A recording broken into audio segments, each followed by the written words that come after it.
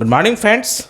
This is Professor Parvez Englishwala from Kota, and this morning I'm presenting some important questions related to grammar that are going to be asked very shortly in BSTC examination, possibly.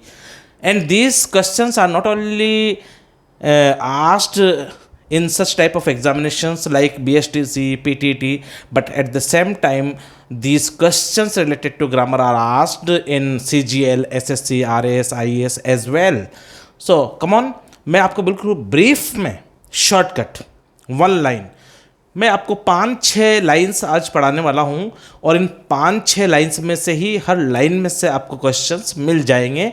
5-6 दिन बाद आपका BSTC का examination है। बस आप याद कर लीजिएगा ये पेयर, मैं आपको पेयरिंग कराने वाला हूं। इस सेंटेंस में राइट में ऐसा है तो लेफ्ट में ऐसा करना है, लेफ्ट में ऐसा हो तो राइट में ऐसा करना है। Look, please have a look at the screen. देखिए, grammar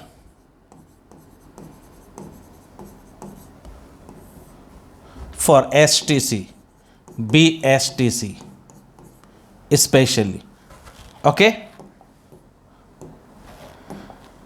Now, look. Question number 1. ये आप इसे कह दीजिए tip 1, question 1. Okay, if you find if, अगर आपको यहाँ इफ मिल जाए और इफ के साथ इस सेंटेंस के अंदर आपको वर्ब की फर्स्ट फॉर्म दिखे तो फिर कॉमा लगकर मेन क्लोज में आपको शैल, विल या मे या can plus verb first form,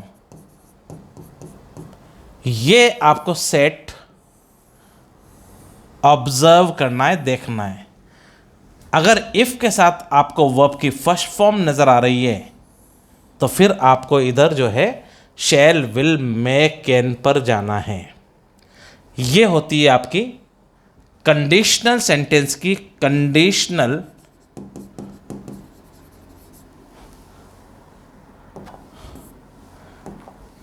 sentence की कंडीशन 1, कंडीशन फर्स्ट। तो याद रखेंगे आप, इफ के साथ में इस क्लॉज में अगर वर्ब की फर्स्ट फॉर्म है तो मेन क्लॉज में आपको शैल, विल, मे, कैन, इनमें से या तो ये या ये या ये और फिर फर्स्ट फॉर्म आपको यूज करनी है। टिप नंबर 1, एक क्वेश्चन यहां सॉल्व होगा आपका। टिप नंबर 2, क्वेश्चन नंबर 2 आपका क्या आएगा? देखें, इफ के साथ अगर वर्ब की फर्स्ट फॉर्म नजर आए तो फिर मेन इसमें भी आपको वर्ब की फर्स्ट फॉर्म ही यूज करनी है। ये इफ और यहां बॉक्स में आपको क्या नजर आ रहा है? Verb first form.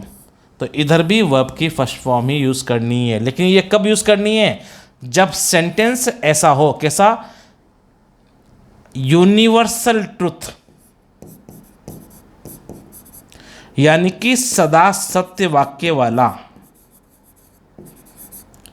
Universal truth Hindi में बोलते हैं सदा सत्य वाक्य वाला, और या फिर आप कहते हैं फैक्चुअल, फैक्ट्स पे बेस्ड कोई सेंटेंस है या हैबिट्स पे बेस्ड है। हैबिट्स नहीं कह के आप इसे रूटीन कह दीजिए। रूटीन, जब भी आप बर्फ को गर्म करते हैं वो पिघलता है, ये रूटीन है। फैक्ट्स हैं, ये यूनिवर्सल ट्रुथ है। जब जब कोई बर्फ को गर्म करेगा, जब जब बर्फ गर्म किया जाएगा बर्फ मेल्ट होता है। Whenever we heat ice it starts melting. तो ये universal, it starts first form आएगा, इट मेल्ट्स डायरेक्टली भी बोलेंगे आप। तो इफ के साथ में इसको अलग थोड़ी सी इंक से कर दूं मैं तो आपको अच्छा भी लगेगा। तो ये टिप नंबर 2 रेड से कर देता हूं मैं। टिप नंबर 2 में अगर इफ के साथ बेटा क्या है? फर्स्ट फॉर्म, तो फिर क्या लगाएंगे आप? मेन क्लॉज में भी फर्स्ट फॉर्म ही रहेगी। अब आप सोच रहे होंगे कि इस कंडीशन को बोलते हैं जीरो कंडीशन। अब आपने सोचा होगा सर, जानने वाले सोच रहे होंगे ये पहले पढ़ाना चाहिए। नहीं, मैक्सिमम ये पूछा जाता है क्वेश्चन, अगर मैं पहले ये करूँगा तो आपको वर्ब फर्स्ट फॉर्म ऐसे याद रहेगा। नहीं, ये बहुत कम पूछे जाते हैं ये सेंटेंस जीरो कंडीशन वाले।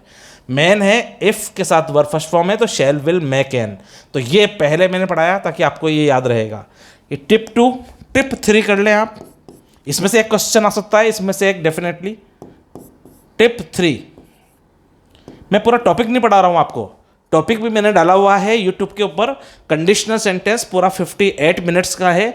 अगर ये कंडीशनल्स डिटेल्स में देखना है तो आप देख लेंगे, मेरा कंडीशनल सेंटेंसेस के नाम से यूट्यूब पे एक वीडियो है करीब 1 घंटे का। ये मैं शॉर्ट टिप्स बता रहा हूँ आपको, जिनके पास टाइम नहीं है इसको ज़रूर देखें एग्जाम में जाने से पहले। तो इफ़ के साथ में फर्स्ट फॉर्म है तो शैल विल मै कैन में से एक लेंगे फर्स्ट फॉर्म। इफ़ के साथ फर्स्ट फॉर्म है तो इधर भी फर्स्ट फॉर्म जब आएगी जब वो सेंटेंस यूनिवर्सल ट्रुथ वाला हो, सदा सत्य वाक्य, पृथ्वी सूरज के चारों तरफ घूमती है।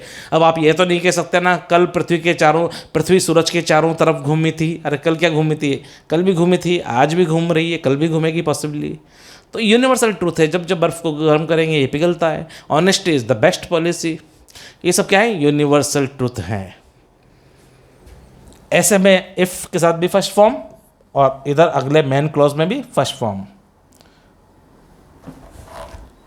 तो ये थोड़ा सा आप सेपरेट करना चाहें तो कर लीजिए, लाइन खींच देते हैं लोग।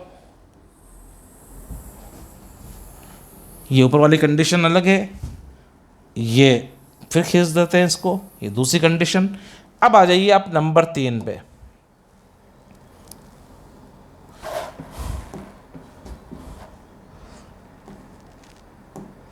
इसको थोड़ा प्रोसेस होने में टाइम लगता है। लीजिए टिप 3। टिप 3 में इफ़ के साथ अगर मैं इंक चेंज कर लेता हूँ, लीजिए strawberry colour, Rani colour. If के साथ में आपको वर्ब की सेकंड फॉर्म नज़र आ जाए, इफ़ क्लॉज के साथ क्या है? Verb second form. तो इधर मेन क्लॉज में आपको सेलेक्ट करना पड़ेगा या तो वुड या शुड या खुड या might plus verb first form. ये सेट याद है, आप याद रखना, उधर ऐसा तो इधर ऐसा। इसको बोलते हैं इफ क्लॉज। अगर वर्ब की सेकंड फॉर्म नजर आ जाए इफ के साथ में तो फिर उधर वुड शुड कुड माइट में से कोई भी एक लेंगे। मॉडल के हिसाब से होते हैं जनरली, पर स्ट्रक्चर यही होगा और फर्स्ट फॉर्म लगती है वुड के बाद में भी।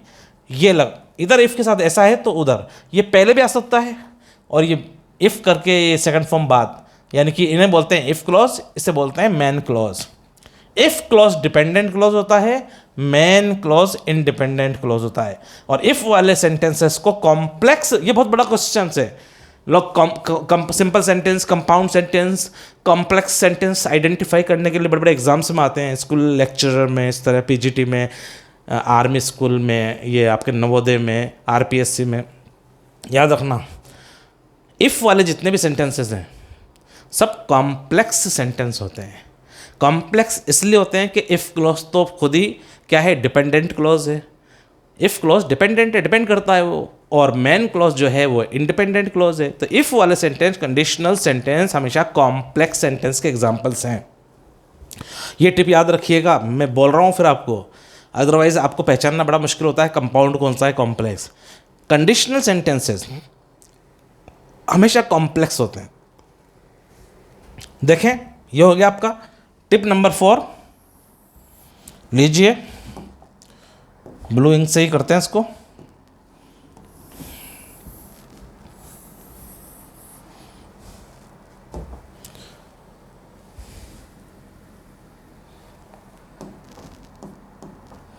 टिप नंबर 4 जो है कंडीशन 3 होती है, और कंडीशन 3 जो होती है उसको हम रिजेक्टेड कंडीशन बोलते हैं।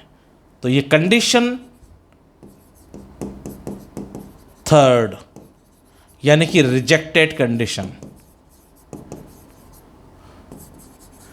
सेकंड कंडीशन थी आपकी अनलाइकली या अनरियल या इमेजिनरी। मैं नाम में नहीं उलझा रहा हूँ अभी आपको, मैं डायरेक्ट आपको आम खाने सिखा रहा हूँ, गुटलियों को ना देखें। कंडीशन थर्ड है, फोर्थ ऐसे क्वेश्चन तो आते नहीं है, डायरेक्ट आपको तो वर्ब भरिए वो आएगा। तो इसमें देखिए कंडीशन थर्ड में क्या होता है बेटा, ये देखें आप, ये कलर लू में डिफरेंट, इफ क्लॉज आएगा, इफ के साथ में head plus verb third form आएगी। तो ये हेड और थर्ड फॉर्म आपको नजर आ जाए इफ के साथ में, मेरे ख्याल से नजर नहीं आ रहा होगा तो मैं ब्लैक कर देता हूं इसको। विजिबिलिटी तो पहला इशू है हमारा, प्रायोरिटी है। तो इफ क्लॉज में अगर आपको हेड और वर्ब की थर्ड फॉर्म नजर आ जाए बेटा, तो डेफिनेटली मैन क्लॉज कोमा लग के मैन क्लॉज में आपको वुड या शुड और कुड और माइट, इनमें से कोई भी एक लेना है सेंस के हिसाब से, मॉडल सेंस के हिसाब से, और प्लस हैव और plus verb third form. Would have third form, should have third form, ये आपका सेटिंग होगी। इधर मैन क्लॉज की सेटिंग क्या है बेटा, ये इफ के साथ हेड थर्ड फॉर्म है तो मैन क्लॉज ये आएगा। उधर आपको ये दिखा दे तो यहाँ ब्लैंक कर देगा वो, तो आप हेड थर्ड फॉर्म करना। अगर यहाँ पे हेड थर्ड फॉर्म है तो उधर आप वुड शुड कुड माइट में से एक करना। ये कहलाती है कंडीशन थर्ड, रिजेक्टेड कंडीशन इसका नाम है। अगर आप ऊपर वाली जो कंडीशन है उनके भी नाम लिखना चाहते हैं तो 1 सेकंड लगेगा, लिख लीजिए।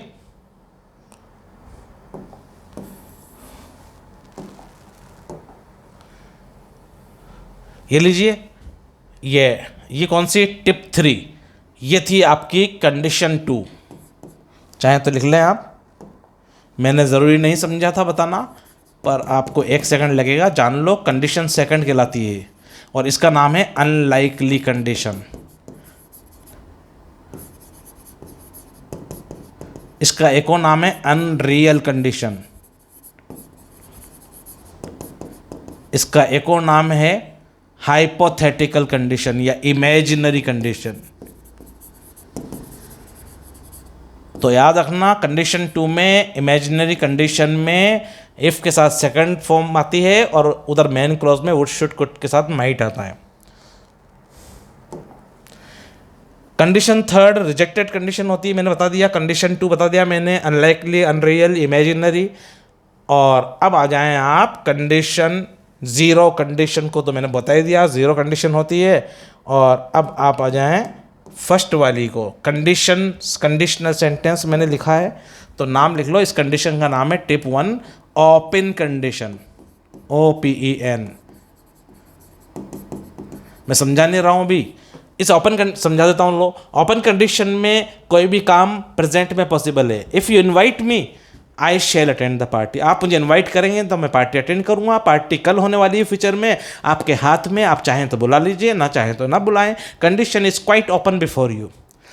लेकिन कंडीशन नंबर 2 अनलाइकली में, इफ़ कल पार्टी हो चुकी है पास्ट में, इफ़ यू इन्वाइटेड मी, अगर आप मुझे बुलाते तो I would attend the party, तो मैं पार्टी अटेंड करता। कल बुलाते तो अटेंड कर लेता, अब तो पार्टी हो ही गई, अब मैं चाहूँ तो भी नहीं कर सकता। तो ये पास्ट में पॉसिबल थी अनलाइकली, पर प्रेजेंट में पॉसिबल नहीं है। Condition third rejected condition, if you had invited me I would have attended the party, तो मैंने पार्टी अटेंड की होती।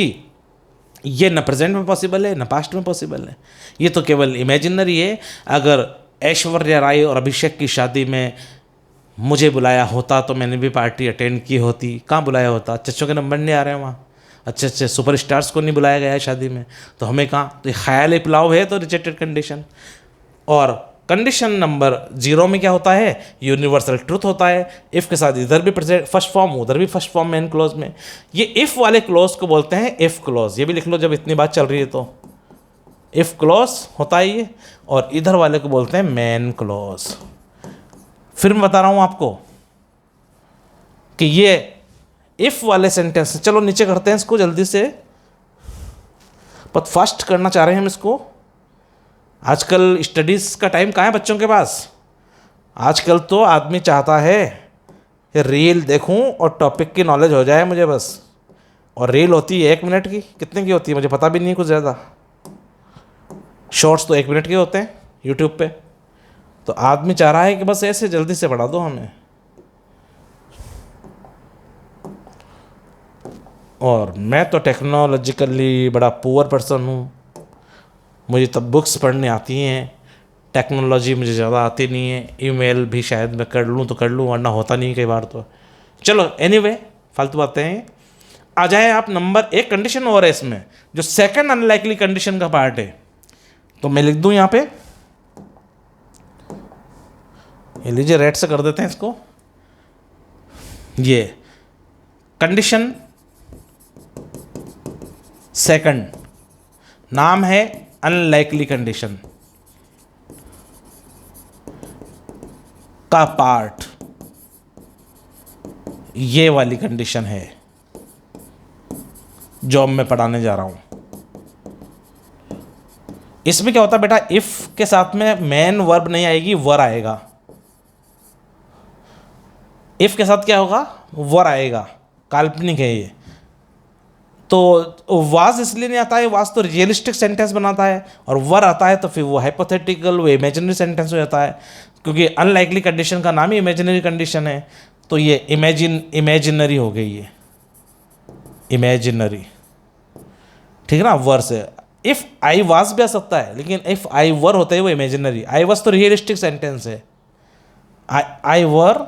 तो इफ़ के साथ में अगर आपको वर दिख जाए और साथ में लिख लें मेन वर्ब नजर ना आए, मेन वर्ब एब्सेंट हो इफ क्लोज में, तो और इफ क्लोज में वर हो पर मेन वर्ब एब्सेंट हो, और मेन क्लोज तो फिर आप लगाएंगे वुड, शुड, कुड या माइट में से कोई सा भी एक लें। तो जनरली इस तरह के सेंटेंस में वुड ही नज़र आएगा आपको। वुड पे मैं गोला बना देता हूँ, मेन तो ही आएगा। ये नहीं हो तो फिर इनको सब कंसिडर करना है, प्लस वर्ब फर्स्ट फॉर्म। देखिए ये मेन क्लॉज वही है जो सेकंड कंडीशन वाला है। ऊपर मैंने बताया आपको second condition unlikely condition, main clause वही है वुड, शुड, कुड, माइट के साथ फर्स्ट फॉर्म, और इधर जो है इफ के साथ वर है। If I were a bird I would fly in the sky, I will fly नहीं होगा। समझ में आया आपको? तो एक बार मैं आपको थोड़ा सा बता दूं,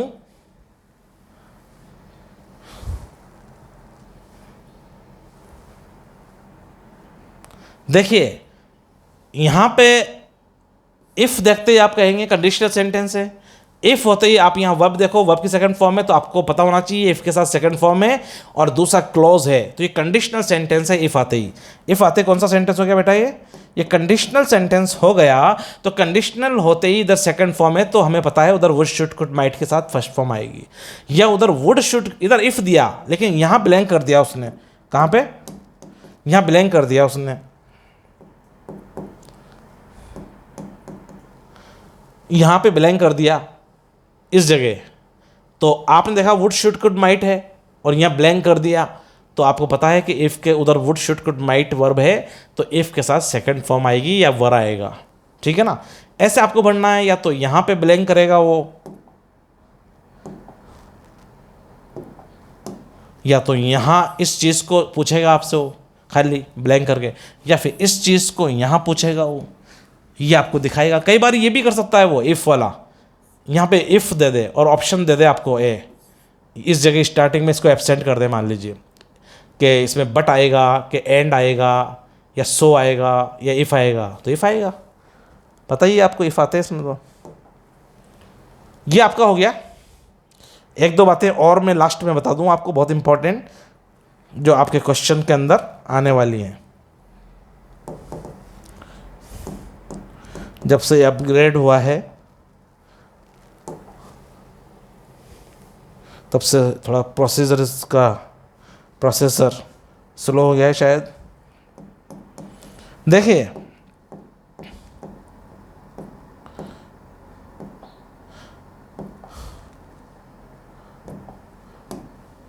अब एक बात ये देख लो आप, इंपॉर्टेंट टिप्स लिख देता हूं मैं, इंपॉर्टेंट टिप्स। स्टार्टिंग में इफ आएगा इफ नहीं आए तो व्हेन भी आ सकता है, व्हेन नहीं आए तो अनलेस भी आ सकता है, अनलेस नहीं आए तो प्रोवाइडेड भी आ सकता है, और प्रोवाइडेड नहीं आए तो एडमिटेड भी आ सकता है। और इसको मैं वर्टिकल लिखूं यार, आप बच्चे हो छोटे BSTC के, एक लाइन में क्या याद करोगे आप, इमेज नहीं बन पाएगी, ऐसे लिखो इसको। Yes, if is equal to क्या होता है,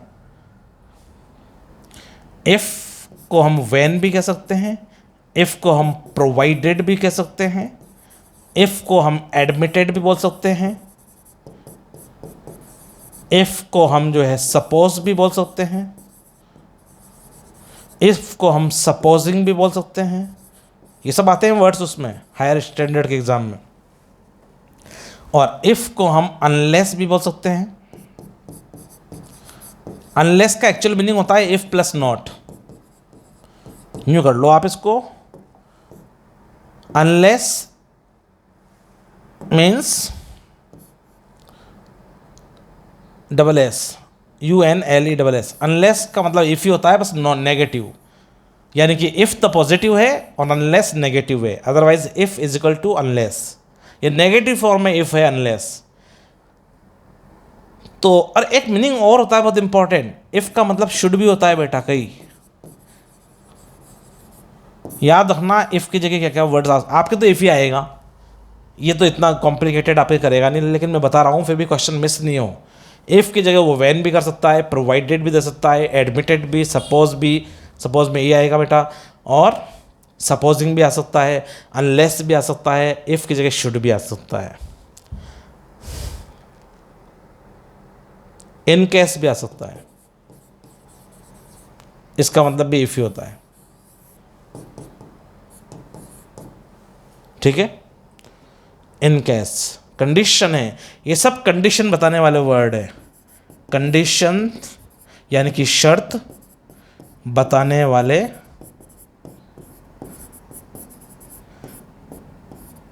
वर्ड्स हैं ये।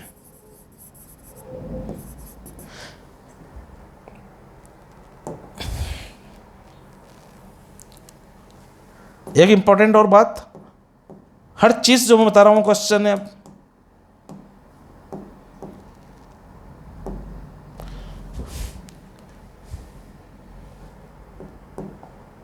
लीजिए रेड से करते हैं, नजर आएगा अच्छा। अब याद रखो, इफ के साथ में इंपॉर्टेंट टिप्स मैं बता रहा था आपको, इंपॉर्टेंट टिप्स। इफ के साथ में कभी भी विल शैल नहीं लगाना है, नंबर 1। नंबर 2, दोनों क्लॉजेस फ्यूचर टेंस में नहीं आ सकते।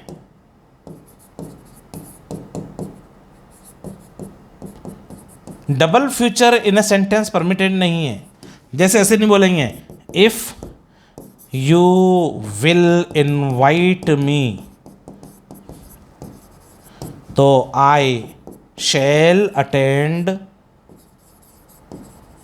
The party.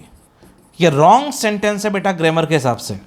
इफ के साथ तो विल क्यों लगाया आपने, इफ के साथ तो फ्यूचर आता ही नहीं है। और फिर दूसरी बात ये, इधर भी विल फ्यूचर और इधर भी फ्यूचर, डबल फ्यूचर तो एक सेंटेंस में परमिटेड है ही नहीं। तो मिस्टर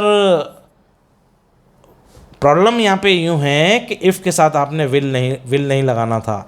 इफ के बाद तो प्रेजेंट सिंपल आता है, तो if you invite me, invite आएगा, विल नहीं आएगा, ये विल गलत है, ठीक है ना। तो इफ के साथ फ्यूचर नहीं आएगा, एक सेंटेंस में डबल फ्यूचर नहीं आएगा। और एक बात और देख लें आप, इफ क्लॉज जो होता है ना, ये इफ क्लॉज शर्त बताता है, कंडीशन। और टिप नंबर 4, मेन क्लॉज जो है वो रिजल्ट बताता है।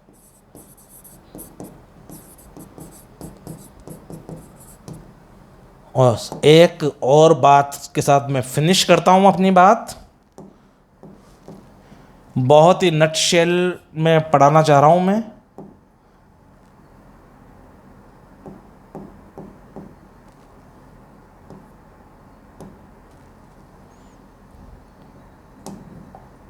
देखिए नंबर 5, इफ वाले वाक्य ऑलवेज क्या होते हैं? ऑलवेज कॉम्प्लेक्स सेंटेंस होते हैं।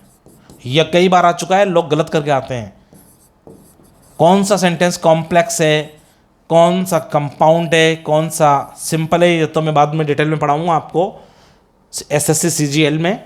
लेकिन कॉम्प्लेक्स सेंटेंस जो भी इफ वाला आ जाए, अब इफ भी आ सकता है वहाँ बेटा, अनलेस भी आ सकता है, ये भी अनलेस वाला भी कॉम्प्लेक्स, एडमिटेड वाला, प्रोवाइडेड वाला, व्हेन, ये वर्ड सबसे ज़्यादा तो इफ आएगा, फिर व्हेन आ सकता है, फिर अनलेस और प्रोवाइडेड वगैरह वो तो बहुत रेयर केस में आएंगे, पर आ जाएं तो याद रखना आप। और एक इफ़ का मीनिंग शुड भी होता है, याद रखना। तो ये कॉम्प्लेक्स सेंटेंस होते हैं इफ़ वाले। बात खत्म हो गई है यहाँ पे। अगला सेंटेंस जो आपके क्वेश्चन आने वाला है वो डायरेक्ट मैं टेंस में से ले रहा हूँ। कौन सा क्वेश्चन आएगा टेंस में से आपके, जो मैं बता रहा हूँ, ये 5-6 क्वेश्चन तो आपके ये आने वाले हैं। और अब ले लीजिए आप एक और पेयर। तो मैंने बताया इफ़ के साथ में फर्स्ट फॉर्म है तो इधर भी फर्स्ट फॉर्म, यूनिवर्सल ट्रूथ है तो मैन में भी। इफ़ के साथ फर्स्ट फॉर्म है तो उधर शैल, विल, कैन, में और फर्स्ट फॉर्म ये आपकी ओपन कंडीशन। इफ़ के साथ सेकंड फॉर्म है तो मेन क्लॉज में वुड, शुड, कुड, माइट के साथ फर्स्ट फॉर्म या लाइकली कंडीशन। और रिजेक्टेड कंडीशन के अंदर क्या होगा, इफ़ के साथ हैड थर्ड फॉर्म है तो मेन क्लॉज में वुड हैव थर्ड फॉर्म या could have, should have, might have. अब देखें इधर एक और टेंस में से एक क्वेश्चन आपका ये जरूर आपको मिलेगा। कौन सा? देखें, एक तो आपको मिलेगा प्रेजेंट सिंपल टेंस एग्जाम में, हर एग्जाम में ये आरएसओ का आईएसओ कई बच्चे पढ़ा दिए मैंने। 15 मिनट का सेशन लेता हूँ मैं एग्जाम के पहले, और जो मैं बताऊँगा आपको 10 क्वेश्चंस, वो 10 क्वेश्चंस आएंगे। और वो हमेशा कोई जादू नहीं करता हूँ मैं, हर बार वही 10 बताता हूँ, पढ़ा देता हूँ खाना खाते खाते, और वही 10 क्वेश्चंस आते हैं। और चाहे वो आरएस का हो, चाहे वो आईएएस का हो, चाहे एसएससी हो, सीजीएल। तो आपके क्वेश्चन टेंस में से आएंगे, वो आएंगे प्रेजेंट सिंपल में से आएगा एक आपके आएगा प्रेजेंट सिंपल के बाद में आएगा पास्ट सिंपल, प्रेजेंट कंटिन्यूस में से नहीं आएगा। एक आएगा आपका प्रेजेंट परफेक्ट कंटिन्यूस, इसमें टाइम फैक्टर लगेगा फॉर और सिंस वाला। और एक आएगा आपका पास्ट परफेक्ट में से, समझ गए। और एक आ सकता है आपका फ्यूचर कंटिन्यूस, इसके अलावा कुछ भी नहीं आने वाला है। बहुत रेयर केस में केस के अंदर ये फ्यूचर परफेक्ट होता है, और फ्यूचर परफेक्ट कंटिन्यूस कभी नहीं आएगा। तो देखें आप प्रेजेंट सिंपल टेंस, इसमें क्या होगा आपको वो कहेगा कैसे। एग्जाम्पल देखें आप, राहुल, यहां ब्लैंक करेगा वो एप्पल्स, और यहां पे अगर आ गया एवरी वर्ड या नाउ या रेयरली या जनरली या यूजुअली या बेयरली या सेल्डम, ये वर्ड्स अगर यहां पे आ गए आपके, तो आपको यहां पे क्या करना है, एवरी मेन तो एवरी। अब एवरी वीक भी हो सकता है, एवरी डे भी हो सकता है, एवरी मंथ भी हो सकता है, एवरी आवर भी हो सकता है, एवरी ईयर भी हो सकता है। तो ये every, now, rarely, generally, usually, ये बैडली, ये वर्ड आते ही आपके दिमाग में केवल एक बात आएगी बेटा। क्या बात आएगी? कि यहाँ पे वर्ब की फर्स्ट फॉर्म भरनी है। या तो ये फर्स्ट फॉर्म नेगेटिव हो तो डू नॉट या डज नॉट में से के साथ वर्ब की फर्स्ट फॉर्म। वो एप्पल खाता है तो ही ईट्स आ जाएगा यहाँ पे। राहुल के साथ क्या आएगा, वर्ब की first form Yeats. Rahul Yeats apples every morning, every day, every Sunday, कुछ भी आएगा। राहुल डज नॉट ईट ये सब्जेक्ट वन हो, एक वचन सिंगुलर तो डज नॉट, सब्जेक्ट ग्रुप में हो प्लूरल हो तो डू नॉट, सब्जेक्ट वन हो तो does not, Rahul does not आएगा, नहीं खाता है तो खाता है तो एट्स आएगा। एक क्वेश्चन तो आपका ये हो गया आपका, याद रखना है ये वर्ड्स आ जाएं तो आपको फर्स्ट फॉर्म लगानी है, डू नॉट डज नॉट के साथ फर्स्ट फॉर्म लगानी है नेगेटिव हो तो। यहां से एक क्वेश्चन आने वाला है आपका, ये मैं जो पढ़ा रहा हूँ इंग्लिश में आपके 7-8 क्वेश्चन आने वाले हैं इस आधे पौन घंटे के लेक्चर से, एंड इट इज़ गारंटी, और ये गारंटी भी है, आप इनको ज़रूर पढ़ के जाइएगा परसों BSTC के अंदर।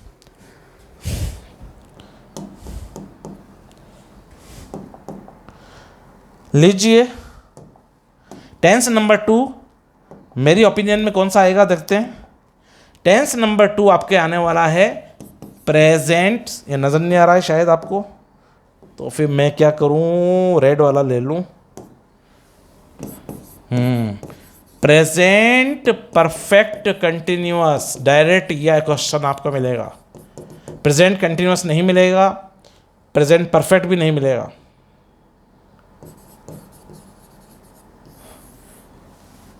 बेटा I have been teaching for last 22 years English grammar and literature at UG and PG level, तो जो मैंने कह दिया आपसे कि ये क्वेश्चंस आएंगे तो आएंगे, don't take these questions lightly. नहीं पढ़िए इंग्लिश तब भी पढ़ के चल जाना, आपके कितने 20 क्वेश्चंस आएंगे BSTC में, 8-10 क्वेश्चंस तो इसमें से मैं कराऊंगा उसमें मिल जाएंगे, और एक आध लेक्चर और दूंगा तो 8-10 उसमें से 20 के 20 मिला देंगे आपके। बस आपके एंटोनिम सिनोनिम और वन वर्ड ये आप करके जाना, यानी कि 20 में से 3-4 वो आएंगे तो ये लगभग 15 क्वेश्चंस तो आपके मेरे ग्रामर में सेक्शन में सो जाएंगे, और बाकी तो जो है आप एंटोनिम तो मैं करा नहीं पाऊंगा, टाइम नहीं है अभी, वो आप अपनी बुक से पढ़ लेना। सिनोनिम से एंटोनिम, एंटोनिम बोलते हैं विपरीत वर्ड्स, सिनोनिम बोलते हैं सेम वर्ड्स, और एक one word, a man who works on engine is engineer, a man who teachers is a teacher, a man who cures is a doctor.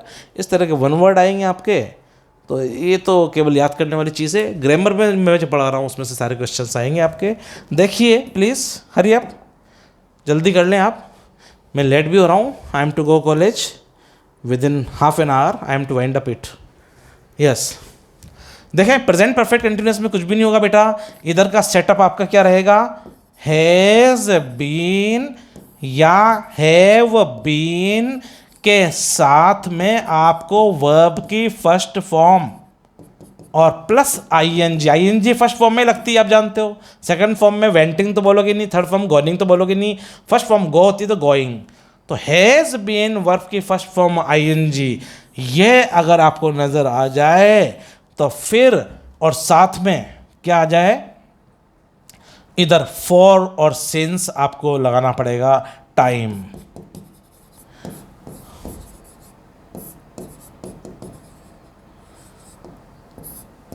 अब आपको देखना ये है कि इधर फॉर है, लास्ट में time, I have been teaching for last 2 hours, for 2 hours, तो इधर इज गोइंग नहीं आएगा, हैज़ बीन टीचिंग ही आएगा।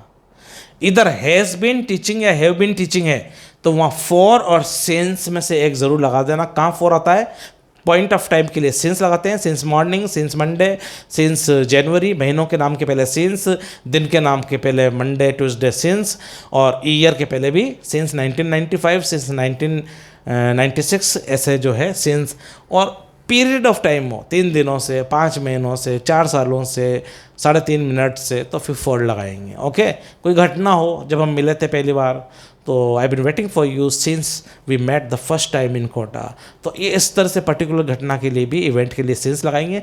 आई been waiting for you since morning, I been waiting you for I been waiting for you since 19th of January, I been waiting for you since 2005। इस तरह से for और since, पर बहरहाल बात ये देखें, इधर फॉर या सिंस है तो इधर फिर has been have been ING आएगा, और इधर has been have been ING नज़र आ जाए तो उधर फॉर सिंस जरूर लगाना। या तो वहाँ पे आपको क्वेश्चन पूछ लेगा वो, फॉर सिंस में से ऑप्शन देगा, या फॉर सिंस दे देगा तो यहाँ ऑप्शन देगा।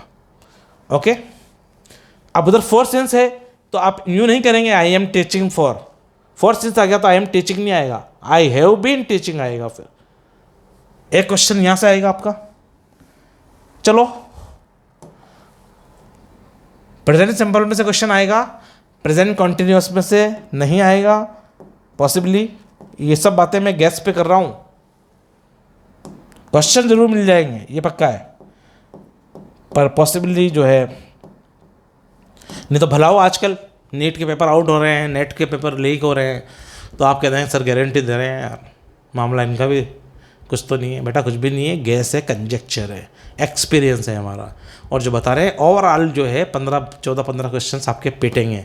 मैं सेंटेंसेस नहीं बता रहा हूँ, लेकिन यही क्वेश्चंस आने वाले हैं जो मैं बता रहा हूँ आपको। अभी आर्टिकल के बताऊँगा वो आ जाएंगे, मॉडल्स आपके है ही नहीं।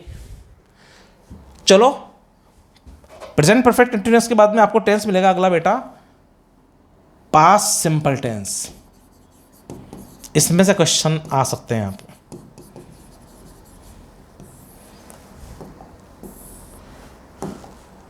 ठीक है, देखें आप पास्ट सिंपल में क्या होगा, वर्ब की सेकंड फॉर्म आपको नजर आएगी और साथ में यस्टरडे, यस्टरडे बोलते हैं एक्चुअली, प्रोनाउंसिएशन डे का होता है DEI, डाई। तो yesterday, last month, यस्टर, last, previous, ये इस तरह के वर्ड आपको नजर आ जाए। Last month, last day, yesterday, यस्टर का मतलब भी लास्ट होता है, सब पास्ट का, भूतकाल का कोई समय या नजर आ जाए आपको, भूतकाल का समय, तो फिर आपको यहाँ पे क्या लगाना है, वर्ब के सेकंड फॉर्म को ही यूज़ करना है। और नेगेटिव है अगर सेंटेंस तो डिड नॉट के साथ वर्ब की फर्स्ट फॉर्म लगती है। याद रखना, डिड नॉट के साथ सेकंड फॉर्म नहीं लगती है। यूँ कह दो कि वर्ब की सेकंड फॉर्म का वज़न डिड प्लस वर्ब की फर्स्ट फॉर्म के बराबर होता है। अर्थ के हिसाब से वज़न बता रहा हूँ मैं आपको, सीमासियोलॉजिकली स्पीकिंग, भावार्थ के हिसाब से verb second form is equal to did plus verb first form. तो वर्ब की सेकंड फॉर्म अगर ये दिख जाए आपको यस्टर, लास्ट, प्रीवियस, तो क्या करेंगे आप, कोई भी भूतकाल का समय, तो वर्ब की सेकंड फॉर्म लगाएंगे, नेगेटिव होगा तो did not plus verb first form. ये बात पूरी हुई यहाँ पे। अगला टेंस जो आपके आएगा, एक तो मैंने बताया आने वाले में प्रेजेंट सिंपल, एक बताया प्रेजेंट परफेक्ट कंटिन्यूअस, एक मैंने बताया आपको पास्ट सिंपल, और अब ये वाला जो है पास्ट परफेक्ट, ये तो डेफिनेटली आने वाला है। और ये गलत करते हैं लोग। चलो ये इसमें समझने की बहुत बात है।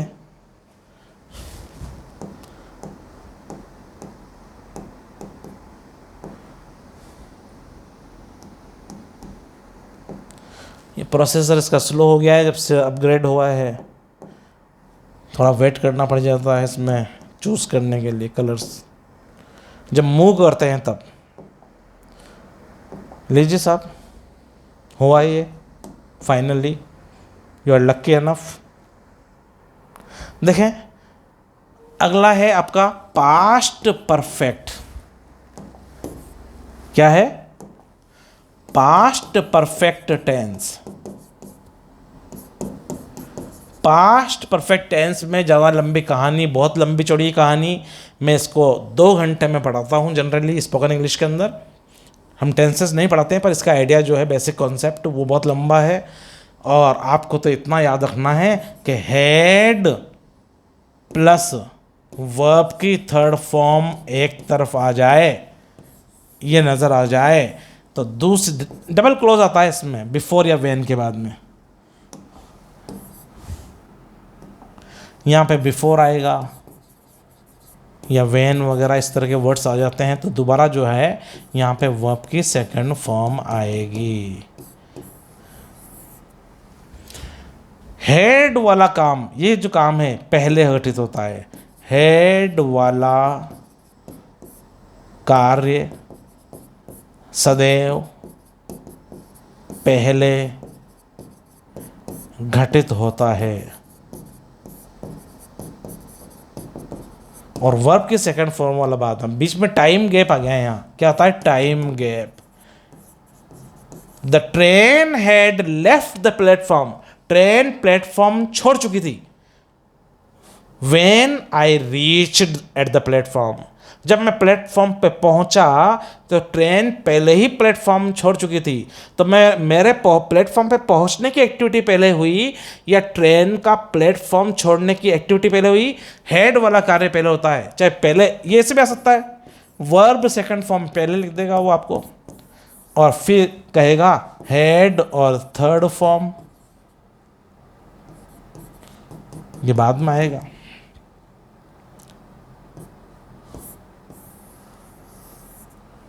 Head plus verb third form, ये चाहे हेड थर्ड फॉर्म बाद में आ जाए लेकिन एक्टिविटी पहले यही होगी। When I reached at the platform, reached second form, the train had left the platform, head left, train पहले ही प्लेटफॉर्म छोड़ चुकी थी। बोलने में चाहे हेड वाला क्लोज पहले बोलें चाहे बाद में बोलें, काम हेड के साथ जो जुड़ा हुआ है वही पहले होता है, वर्ब सेकंड फॉर्म वाला बाद में। आपको करना क्या है, ये बातें तो कहानियां, ये तो कॉन्सेप्ट्स हैं, आपको तो सिंपल देखना है, एक तरफ हेड थर्ड फॉर्म दिख जाए तो दूसरी तरफ सेकंड फॉर्म बनना, और सेकंड फॉर्म की जगह नेगेटिव होगा तो ये भी तो पास्ट सिंपल टेंस होता है, did not plus verb first form. तो did not plus verb first form negative है तो ये भरना है, यानी कि पास्ट सिंपल टेंस भरना है इधर, पास्ट सिंपल इधर भरना है, इसको आप जानते हो पास्ट परफेक्ट। एक तरफ पास्ट परफेक्ट होगा तो दूसरी तरफ पास्ट सिंपल, इसको अलग कलर से कर दूं मैं, ये पास्ट परफेक्ट आएगा एक तरफ तो इधर क्या भरना है आपको, पास्ट सिंपल। समझिए आप लोग, पास्ट सिंपल टेंस भरेंगे दूसरी तरफ। हॉर्नबिल ने तो कहा भी है, क्या कहा है, past perfect is the wife of past simple, past perfect is the servant of past simple. Past perfect जो है अलोन कभी भी नहीं आएगा। आई हैड ईटन समोसा, ये ग्रामर अलाउ नहीं करती है, रॉन्ग सेंटेंस है। आई एट समोसा, पास्ट सिंपल तो अकेला आ सकता है, पर आई हैड ईटन नहीं आएगा, आपको सेकंड क्लोज बोलना ही है। I had eaten samosa before you called at me, या बिफोर यू ऑफर्ड मी, आपने मुझे ऑफर किया उसके पहले ही मैं समोसा खा चुका था। ओके, तो हेड थर्ड फॉर्म के साथ सेकंड पास्ट सिंपल आएगा और पास्ट सिंपल के साथ हेड थर्ड फॉर्म। ये क्वेश्चन आपको डेफिनेटली मिलना है, यानी कि आपको हेड थर्ड फॉर्म दिखा दे और उधर दूसरे क्लोज में आपसे पूछे तो सेकंड फॉर्म पढ़ना, नेगेटिव है तो डिड नॉट फर्स्ट फॉर्म यानी कि पास्ट सिंपल, उधर पास्ट सिंपल बता दे क्लोज में तो स्टार्टिंग में फिर आप हेड के साथ थर्ड फॉर्म लगाना। ये सेट है, head third form past simple, past simple है तो head third form. Past perfect के साथ में पास्ट सिंपल भरा जाता है और पास्ट सिंपल के साथ में पास्ट परफेक्ट को भरा जाता है, फिलअप करना है आपको। एक क्वेश्चन डेफिनेटली यहां से आ रहा है आपका टेंसेस में। अब पास्ट परफेक्ट हो गया, पास्ट कंटिन्यूअस में से नहीं आने वाला है, पास्ट परफेक्ट कंटिन्यूअस में से नहीं आएगा और फ्यूचर सिंपल में से नहीं आएगा। फ्यूचर कंटिन्यूअस में से थोड़ी सी पॉसिबिलिटी है, देख लीजिए। मैं इतना इंपॉर्टेंट नहीं मान रहा हूं लेकिन आपको पढ़ाने के हिसाब से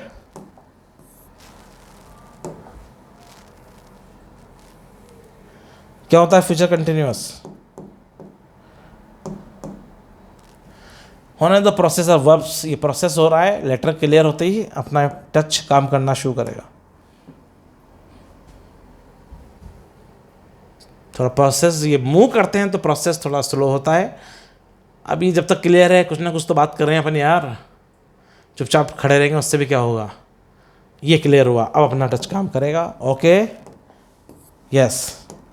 देखिए फ्यूचर कंटिन्यूअस,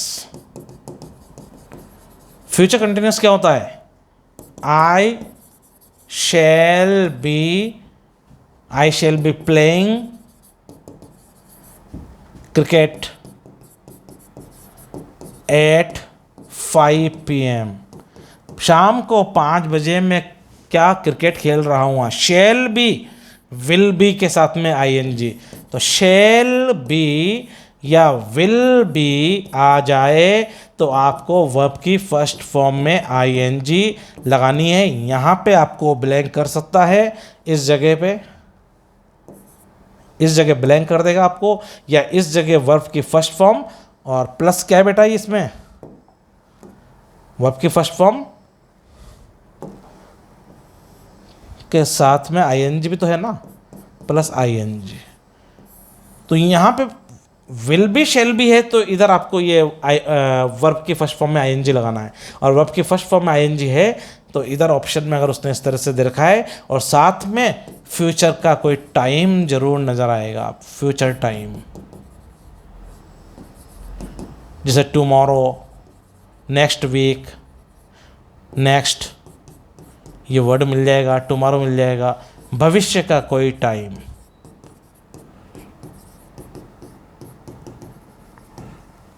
क्लियर? और एक और देख लें आप,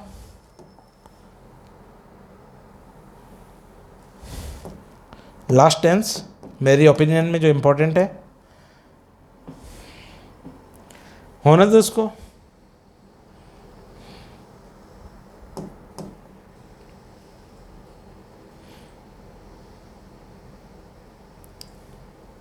प्रोसेस होता है जब मूव करते हैं उसके बाद होता है एक्चुअली, इसको ये अपग्रेड हुआ तब से ये थोड़ा सा इस तरह की ये हुआ। चलो अब फ्यूचर परफेक्ट टेंस, ये लास्ट टेंस है, फ्यूचर परफेक्ट कंटिन्यूअस नहीं आएगा। इसमें क्या होगा बेटा, विल या शैल plus have plus verb third form plus future का कोई टाइम।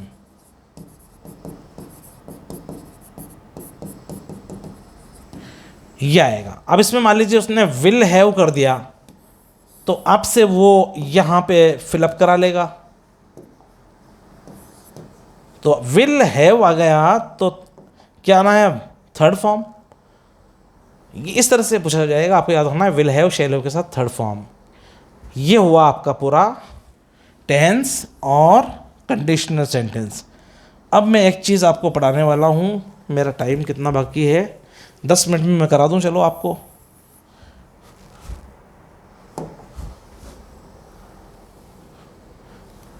अब एक या दो क्वेश्चन आपको ये आने वाले 5 मिनट का और लेक्चर है, इसमें आपको मिलेंगे आर्टिकल्स के, और आर्टिकल्स जो मैं पढ़ाऊँगा बस आपके उसी से राइट होंगे, अदरवाइज गलत हो जाएंगे।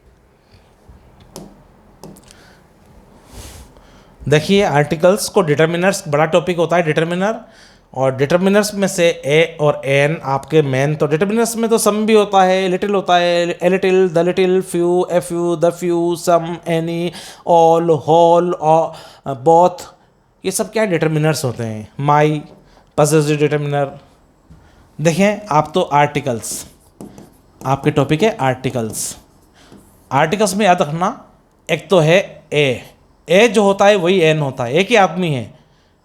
कभी तो ये ए के रूप में आता है कुछ वर्ड्स के बाद में एन के रूप में आता है, और ए और एन दोनों का अर्थ केवल दो ही मीनिंग होते हैं। कोई चीज़ ए है या एन है तो मतलब वो संख्या में 1 है, एक है। जो दो चीज़ें हैं उसके आगे ए और एन में से कुछ भी नहीं लगाना है। There is a book, 1 book है टेबल पे तो ए लग सकता है, ए मतलब 1, और दूसरा ए का मतलब होता है अनजाना, अनजान। इंग्लिश में हम बोलते हैं unidentified. There was a book on the library table, यह तो पक्का है, बुक तो एक ही थी। There was a book, book के पहले ए लगाया है मीन्स एक बुक थी। कौन सी बुक थी भैया, लिटरेचर की थी, साइंस की थी, डिक्शनरी थी, I don't know. The book was unidentified, still unidentified for me. मैं बुक्स को जानता नहीं हूँ पर थी एक किताब। There is a boy outside the classroom, classroom के बाहर एक लड़का खड़ा है। कि कौन खड़ा है कि हमें पता नहीं है, पर एक लड़का है। दो हैं क्या, दो तो नहीं है, ये तो पक्का है। तो ए का मतलब होता है ए का जो मीनिंग है वही एन का है। कुछ वर्ड्स के पहले ए आता है, कहाँ आएगा मैं अभी बताऊँगा आपको। कुछ के पहले एन आता है, तो ए और एन के क्या मीनिंग है, ए है यानी कि या एन है, दोनों के एक दो ही मीनिंग होते हैं। ए मीन्स 1 और ए मीन्स जिसको हम नहीं जानते। ऐसे एन का मतलब भी 1 और एन का मतलब भी जिसको हम नहीं जानते। इसलिए ए और एन को हम क्या बोलते हैं, इसको बोलते हैं इनडेफिनिट आर्टिकल। ये भी याद रखना आप, इनडेफिनिट आर्टिकल कौन सा है, ए और एन, दो आर्टिकल्स होते हैं ये इनडेफिनिट, और दी को बोलते हैं हम डेफिनिट आर्टिकल्स।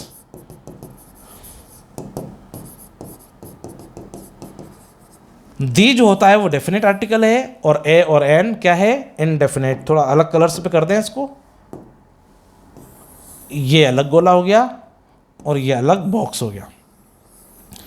वहाँ आएगा आपके ए किस तरह का आर्टिकल है, डेफिनेट या इनडेफिनेट।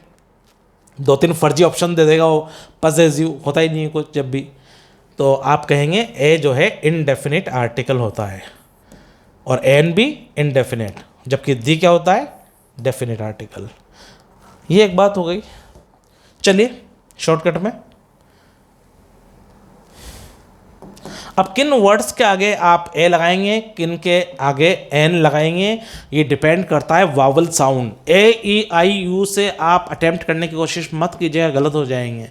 मैं जो तरकीब बता रहा हूँ आपको, वॉवल्स की बात चल रही है तो वॉवल्स साउंड को ही देखना पड़ेगा आपको। तो चलो इंग्लिश के वॉवल्स तो आपको पता नहीं है कितने होते हैं, 44 साउंड्स होते हैं, 24 उसमें से कॉन्सोनेंट साउंड है, 20 उसमें से वॉवल साउंड है, 12 उसमें डिफ्थांग्स है, 8 उसमें मोनोफ्थांग्स हैं। ये छोड़ो कहानी पूरी, आप तो हिंदी के स्वर जानते हैं, आ ई उ ए ओ आ। इससे स्टार्टिंग का वर्ड हो तो उसके पहले एन लगाएं। देखो, have a look at the screen, देखिए हिंदी के स्वर लिख दूं मैं आपको।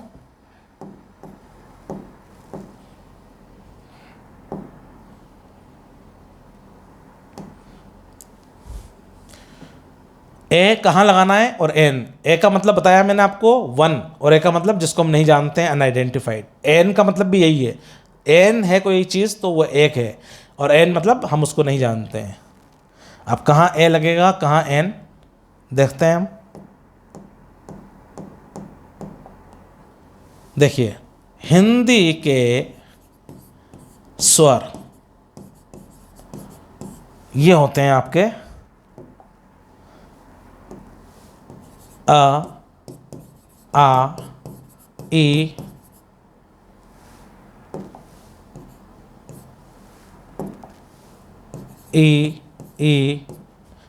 ओ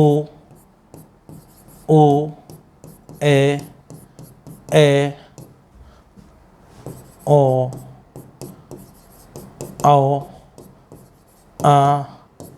अह।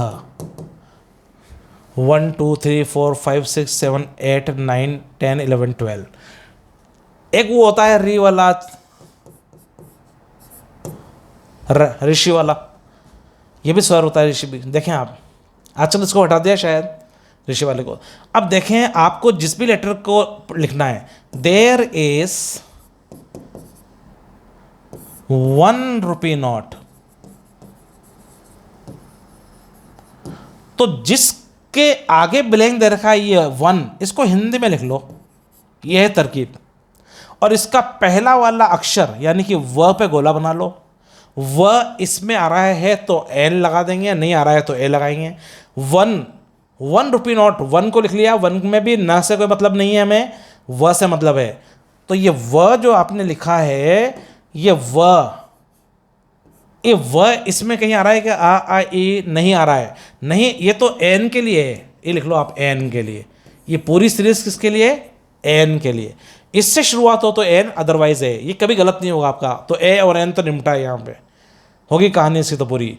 1 रुपी नोट, तो अब आप वैसे चलोगे ए ई आई ओ यू, तो आपको लगेगा ओ है, स्वर आ गया तो एन लगाओ, तो एन गलत है बेटा। यहाँ पे आपको ए ई आई ए, आपको बताया होगा टीचर्स ने, ए ई आई ओ यू, ये 5 स्वर होते हैं, इनसे शुरू हो तो एन लगाना, ये सब रॉन्ग है।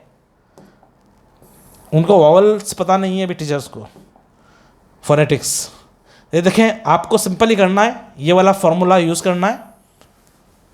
1 जिसके आगे लगाना है उसको 1, इस वर्ड को लिखो 1, व इसमें नहीं है तो लिखेंगे ए, ये राइट है आपका। और आपने सोची ए यू आई यू में से ओ आ रहा है तो एन लगा दें, रॉन्ग हो जाएगा। सुनिए, आई सॉ, मैंने देखा, आई सा अम्ब्रेला। अम्ब्रेला को हिंदी में लिखो, पहला अक्षर को गोले से बना लो, आ इसमें आ रहा है क्या, हाँ ये आ रहा है, तो फिर ये एन अम्ब्रेला होगा। कुछ और देखते हैं, अपन प्रैक्टिस कर लेते हैं थोड़ा सा, तो आपको आइडिया हो जाएगा।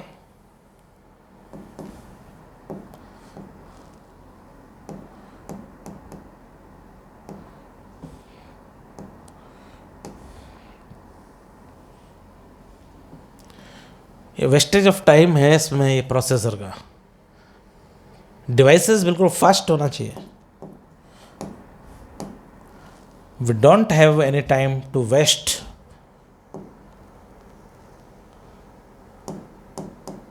एक्चुअली पेज लंबा हो गया, प्रॉब्लम ये भी है। चलो हुआ फाइनली।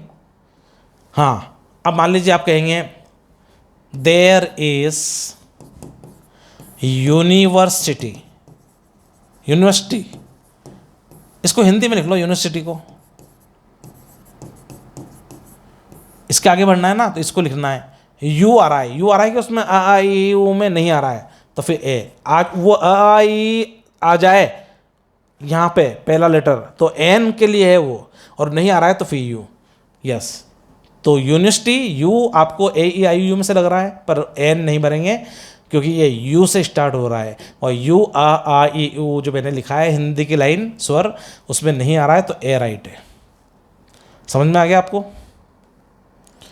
अब देखते हैं दी को शॉर्टकट में, यानी कि जिसके आगे, जिसके बाद में ब्लैंक है ना बेटा, जिस लेटर पे हमें भरना है, समझिए आप लोग, उसके बाद वाले लेटर को हिंदी में लिख लो और उसका पहले अक्षर को आप मिलाओ आ ई यू, उससे मैच कर रहा हो किसी भी एक से, तो वो एन के लिए, और नहीं है क आ जाए, व आ जाए, पी आ जाए, तो फिर आपको ए भरना है। अदरवाइज़ वो आ ई, वो मैंने 12 स्वर हिंदी के लिखा है आपको, उससे स्टार्टिंग हो, अगर पहला लेटर मैच कर रहा हो तो वो एन के लिए है। ये सब बेसिस स्कूल से हो जाना चाहिए यार, पर भला हो हमारे के स्कूल वालों का, स्कूल टीचर्स का। चलो दी शॉर्टकट में बता दूं मैं, दी कहाँ लगाना है लिख लीजिए। पहला टिप, कोई भी चीज़ जनरलाइज कर रहे हैं आप, जनरलाइज यानी कि काऊ प्रजाति, काऊ प्रजाति को जनरलाइज कर दिया आपने। बॉय प्रजाति, स्टूडेंट प्रजाति, स्टूडेंट प्रजाति के लोग जो होते हैं ना बड़े वायलेंट होते हैं। काऊ प्रजाति का जीव बड़ा उपयोगी होता है। ऐसे आप किसी चीज़ को सामान्यकरण करें किसी का, तो आप उसके पहले दी लगाएंगे। नंबर 1 बात होगी। चलो आगे बढ़ो।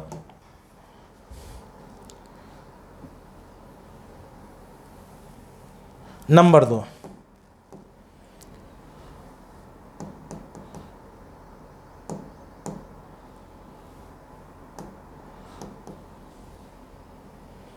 देखते हैं हो जाने दो।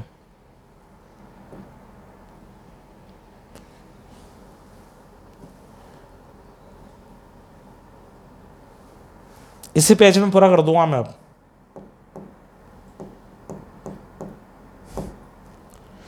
मेरे पास भी 5-7 मिनट है बस। देखिए दूसरा टिप 2, कहां पे आपको दी लगाना है?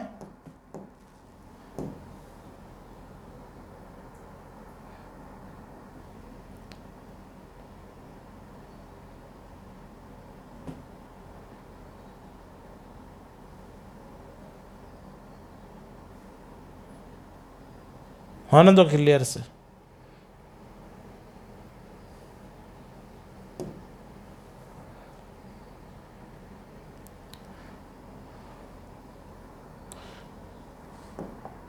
गलती अपनी, एक्चुअली पेज अपन ने बहुत लंबा कर लिया। टिप 2, दी कहां लगाएंगे? टू स्पेसिफाई,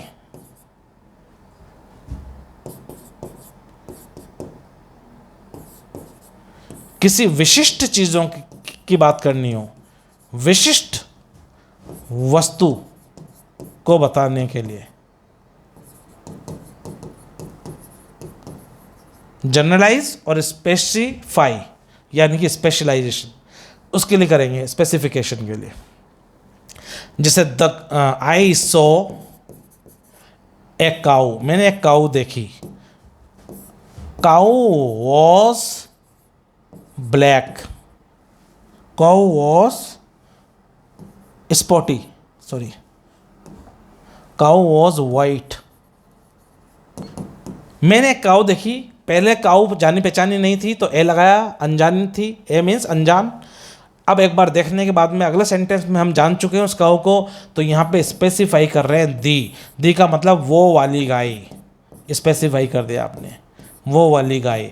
ऐसे वो वाला लड़का, वो वाली किताब, वो वाली गाय, स्पेसिफाई का मतलब वो वाला या वो वाली, ये होता है स्पेसिफाई, तो दी यूज़ करेंगे। नंबर 3, कोई before superlative degrees, superlative degrees आ जाए,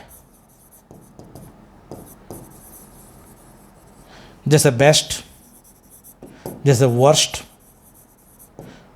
उनके आगे आपको दी लगाना है। नंबर 4, नेक्स्ट आ जाए वर्ड, तो इसके पहले भी दी लगाएंगे। लास्ट आ जाए तब भी दी लगाएंगे। फर्स्ट आ जाए तो भी दी लगाएंगे, ये कुछ वर्ड्स हैं। सेकंड आ जाए, the first, the second, the third, सबके पहले दी लगाएंगे। और एक बॉक्स में और कर देता हूं मैं यहाँ पे, सब बीमारियों के पहले दी नहीं लगता है। 2 बीमारियां हैं, एक तो द मीजल्स, ये याद रखना, मीजल्स के पहले दी लगता है, और द मम्स, ये मीजल्स खसरा, ये मम्स है या मम्स देख लें आप, मम्स गलफड़े की बीमारी है एक्चुअली, ये गलफड़े की बीमारी। इसके द मम्स के आगे दी लगेगा और मीजल्स, बाकी कैंसर के आगे दी नहीं, एड्स के आगे दी नहीं, टीबी के आगे दी नहीं, मलेरिया के आगे दी नहीं, कोलेरा के आगे दी नहीं, कोविड-19 के आगे दी नहीं। बस 2 बीमारियां हैं जिसके आगे दी है, वो है मीजल्स और मम्स। ऐसे एक बात और देख लें आप, किसी भी नेशन के पहले दी नहीं लगता है। अमेरिका, अमेरिका के पहले दी नहीं लगाना है, पर USA है लिखा हुआ है तो उसके पहले दी लगाना है। इंग्लैंड के पहले दी नहीं लगेगा, गलत है, लेकिन UK बोलते हैं इंग्लैंड को तो दी लगेगा, यानी कि जो खंडों से बना होता है उसे दी। ऐसे राजस्थान के पहले दी नहीं लगाना है, दिल्ली का आगे दी नहीं, बॉम्बे के आगे, लेकिन पंजाब 5 नदियों से मिलके बना है, याद रखना, पंजाब के आगे दी लगाते हैं। बाकी और किसी स्टेट के आगे दी, जम्मू कश्मीर भी नहीं लगाएंगे आप, JNK बोलते हैं उसको, है ना। तो रशिया के आगे दी नहीं लगेगा, लेकिन अगर आप USSR लिखेंगे तो दी लगेगा, राइट है। एक बात तो ये हो गई। अब एक बात वो होती है कि ये तो राहुल तो हमारी गली का सचिन है, तो Rahul is the Sachin of our street, तो इसमें सेलिब्रिटी के नाम के आगे दी लगाना है, लोकल पर्सन के आगे नहीं लगाना है। आप बोल देंगे madam Lata is the Jane Austen of our city, madam Lata तो हमारी शहर की जैन ऑस्टिन ही मानो, तो दी जैन ऑस्टिन सेलिब्रिटी के आगे लगेगा, लता मैडम तो नॉर्मल है तो उनके आगे नहीं लगेगा। ये आपका आर्टिकल भी पूरा हुआ, AN कहाँ लगाना है, दी कहाँ लगाना है। होपफुली आपका BSTC में आर्टिकल, कंडीशनल सेंटेंस, टेंसेस के क्वेश्चंस आपके हो जाना चाहिए। इसमें मैंने बहुत शॉर्ट में पढ़ाने की कोशिश की है, फिर भी आपका 1 आवर लेक्चर हो चुका है ये। सो आई थिंक आप इसको रिवाइज कर लें, फास्ट ट्रैक में कर लें, कैसे भी कर लें। So that's enough from my side here, and please आप ये काम कीजिएगा, शेयर कर लें, सब्सक्राइब कर लें मेरे चैनल को। चैनल का नाम है प्रोफेसर परवेज़ इंग्लिश वाला quota. Please subscribe it, share it, like it, and bell भी बजा दीजिए आप। And that's enough for today, and we can move for the next video coming very shortly here, and that's enough for today, and we can meet in the next video. Till then, thanks, have a nice day. Okay, bye bye, see you.